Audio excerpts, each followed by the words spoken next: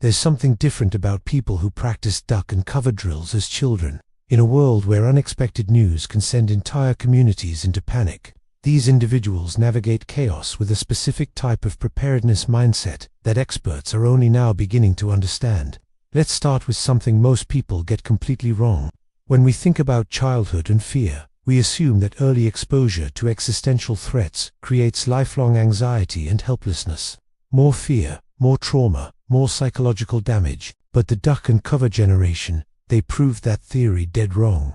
Picture yourself at 8 years old, in the fall of 1951. You're sitting in your third-grade classroom at Lincoln Elementary, and Mrs. Patterson is explaining something that will become as routine as the Pledge of Allegiance. "Children," she says, pointing to the new civil defense poster on the wall, "when you hear the special alarm, you'll need to duck and cover, just like Bert the Turtle." Think about what that moment meant. The grown-ups, the people who were supposed to have all the answers, were telling you that at any moment, without warning, the world might explode, not might get dangerous, might literally explode in atomic fire, and your protection. Getting under your wooden desk and covering your head with your hands. You'd already seen the film strip, Bert the Turtle, cheerfully demonstrating how to drop to the ground, duck under something, and cover your head and neck. The narrator's voice, matter-of-fact and reassuring. Duck and cover. That's what we must all remember to do, as if atomic warfare was just another everyday hazard, like crossing the street safely.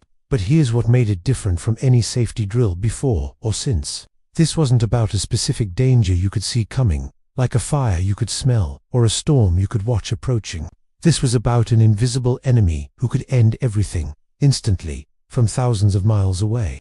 And you, at 8 years old, were being trained to prepare for the unthinkable. What happened in that classroom wasn't just a safety drill. It was the moment an entire generation learned something profound about control, preparation, and psychological resilience that would shape their minds for the rest of their lives. Psychologists call this phenomenon adaptive hypervigilance under existential threat. But for you, it was just Tuesday morning.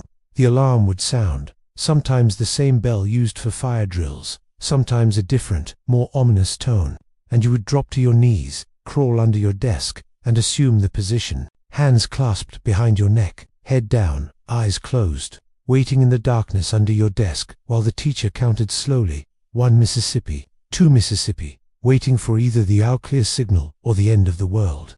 Research on childhood trauma tells us something fascinating. Children who are given specific actions to take during crisis, even when those actions are largely symbolic, develop remarkably different psychological patterns than children who feel completely helpless. The duck and cover generation didn't just experience existential threat, they were empowered with a response.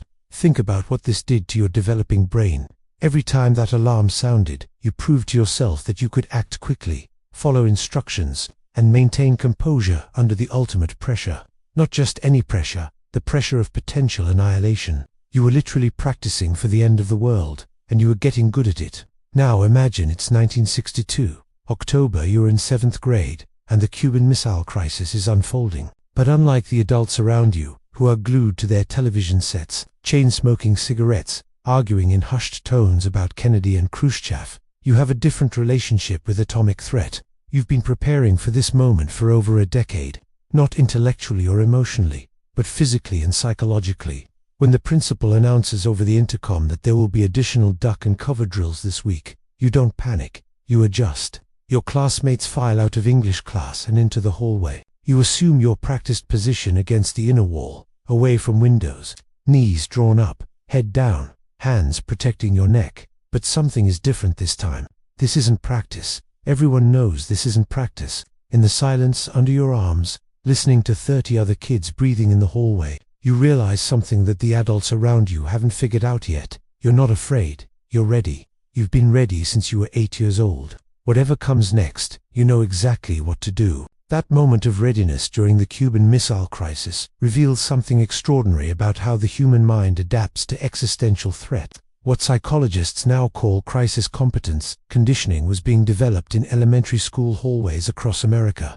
You learned that there are some dangers so vast, so beyond individual control, that the only rational response is preparation, acceptance, and focused action. Not denial, not panic, not helplessness, but what researchers term productive fatalism. The understanding that while you cannot control whether the worst happens, you can absolutely control how you respond when it does. This created a psychological profile that differs fundamentally from later generations. Modern children practice fire drills and earthquake drills, dangers that are local, survivable, with clear cause and effect relationships.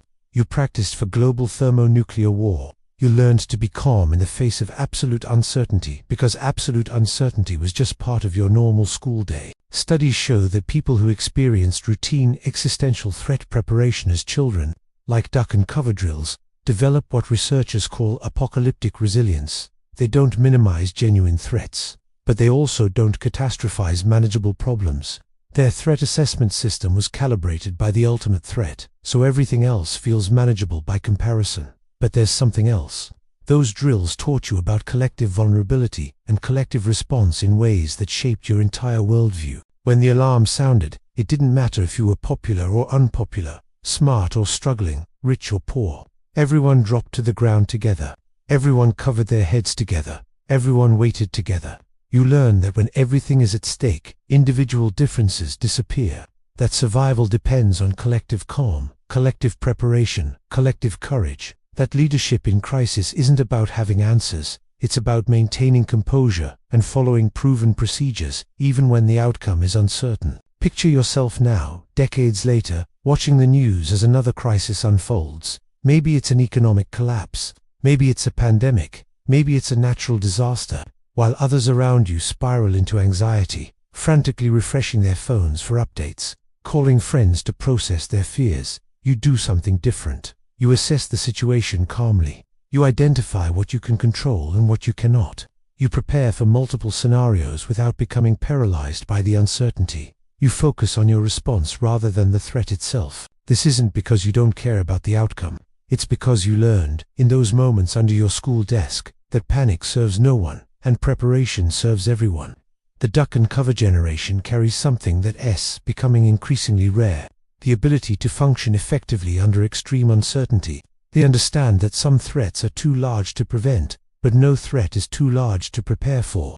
They know that courage isn't the absence of fear, it's the ability to act appropriately despite fear.